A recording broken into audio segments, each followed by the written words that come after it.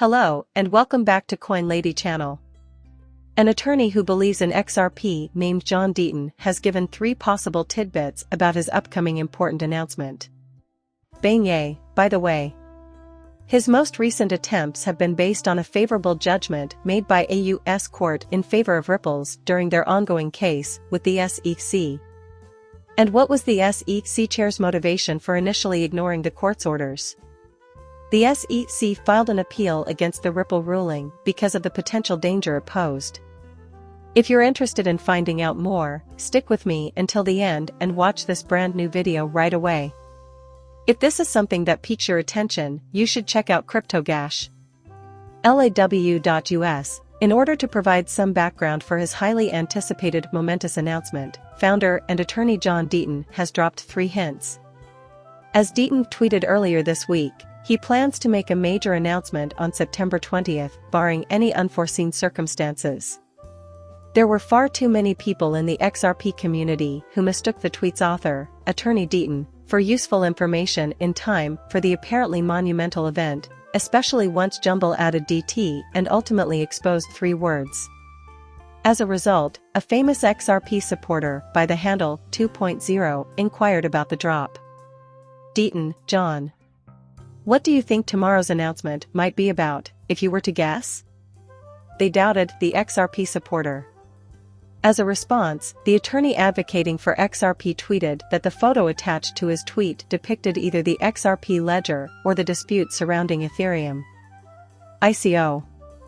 XRP enthusiasts believe the documents may be relevant to the ongoing SEC versus Ripple litigation, despite the fact that the contents of the documents were not clearly seen in the image that garnered the first 10 Deaton received.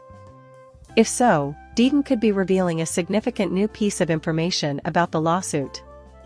John Deaton says so. The most divisive issue in the ecosystem of digital currencies right now is the SEC's regulatory assault on industry pioneer and advisor Stephen Nara. His first announcement to his 296.8 followers is that he is sending Nari to study crypto law in order to find out the truth about his indictment. The prosecution was abandoned in the end, despite a devastating indictment at the time due to pressure from the regulator. John Deaton, who had been dropping hints about what to expect before the live presentation he had just ended, stated that the XRPL will be a major focus of his announcement. Deaton has announced that he will be investing in and serving as the chief legal officer of Spend the Bits, a payment system that aims to replace the XRP ledger. The business champion vowed his support for the protocol's objectives and the founder's efforts, both of which, in his view, can help bring Satoshi Nakamoto's dreams into the present world. The latest information he shared concerned the massive book he's been penning since March of 2020. Right before Ripple Labs incorporated the SEC and began fighting in court. He warned internet users to stay away from the masterwork and dropped a fallen praise clue on the reader. The book will focus on racism and abuse, 2 of the most pressing issues in today's fast-paced world. With the support of DTNS, Ripple was able to gain some legal ground against the SEC, and attorney Deaton is prominently involved in the litigation as the amicus curiae for thousands of XRP holders. If you want to be among the first to know about any XRP-related news, make sure to subscribe to our channel and click the Notify Me box. Biden's and its related organizations are being sued by the U.S. Securities and Exchange Commission. In response, the defendants have filed a request to dismiss the SEC's claims. This latest action is an effort to leverage on a prior favorable court ruling for Ripple's, which held that secondary market XRP sales did not constitute securities transactions. A mention to the Supreme Court judgment is made in a section where Bennett's defense is presented, arguing that the SEC's reliance on previous initial coin offering cases is unjustified. Binance notes that there have been a number of examples where judges have left open the possibility that investor token sales do not constitute security transactions. Cases filed with the Securities and Exchange Commission, SEC, against various efforts, such as Telegram Cantera and LB Re, were mentioned. Biden makes reference to the court's ruling that XRP sales on the secondary market were not investment contracts, and then specifically mentions Judge Torres's handling of the Ripple's case as the only court to discuss transactions similar to those that are alleged to have taken place on the Balance S platform by Nance. As a result of this verdict, Biden argues that the SEC lacked the authority to classify Bitcoin trading on its platform as a transaction involving a security. Despite the fact that the facts of the Ripple case might be argued either way, it is clear that there was no substantial connection between the parties to the transaction that could have transformed the sale of a digital asset into the sale of an investment contract. Beyond trying to cash in on Ripple's win, Biden is adamant that the SEC's move amounts to an overreach, as stated in the benefits part of his memorandum of law and the motion to dismiss. According to the complaint, SEC Chairman Gary Gensler made derogatory comments about the cryptocurrency industry in May 2021.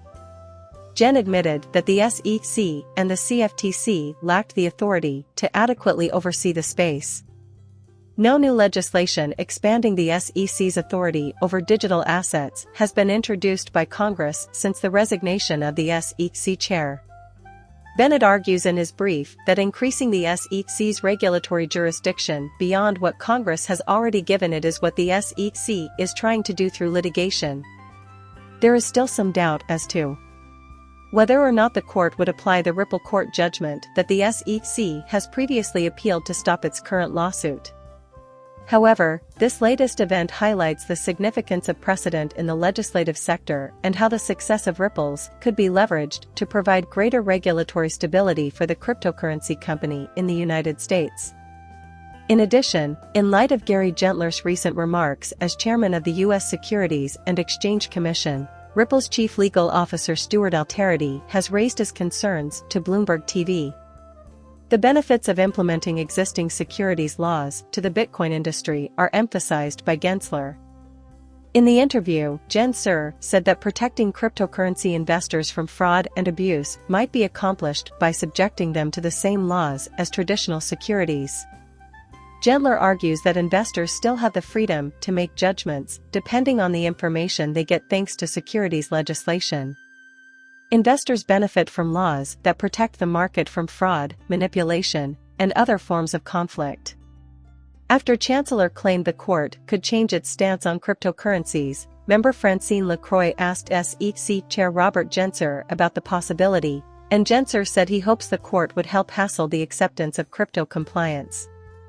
Crypto enthusiasts reacted to Gensler's remark, with Alterity pointing out how shocking it is that Gensler referred to himself as an unelected bureaucrat and said that humans should follow the court's rulings, perhaps implying that Gensler will accept the court's ruling in the Ripple case.